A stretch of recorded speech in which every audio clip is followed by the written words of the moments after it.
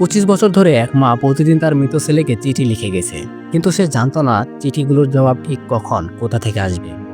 Hello বন্ধুরা, সন্তানের প্রতি মায়ের এক অকৃত্রিম ভালোবাসার প্রকাশ ঘটতে চলেছে আজকের গল্পে।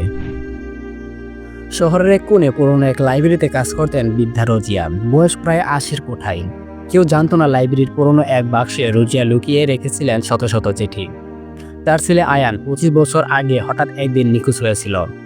নদী পার হতে গিয়ে নৌকা ডুবি। দেহটা কখনো মিলেনি, কিন্তু রোজিয়া বিশ্বাস করতেন আয়ান মরে যায়নি। ঠিক যেমন কোনো মা বিশ্বাস করে তার সন্তানের নিঃশেষ হয়ে যাওয়া মানে এটা নয় যে সে আর নেই।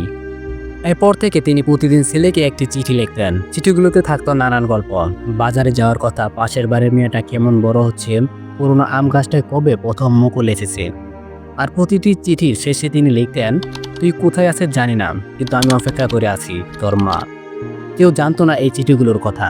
তিনি কখনো ডাকঘরে পাঠাতেন না, ভাঁজ করে রেখে দিতেন লাইব্রেরির পেছনের বাক্সটায়।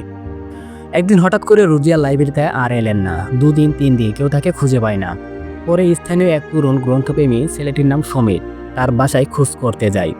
বাসার দরজা খোলা, বিছানার পাশে পড়ে আছে রোজিয়া, হাতে একটা শেষ চিঠি, যেখানে লেখা ছিল, আজ আমি তোকে শেষ চিঠি লিখছি আয়ান।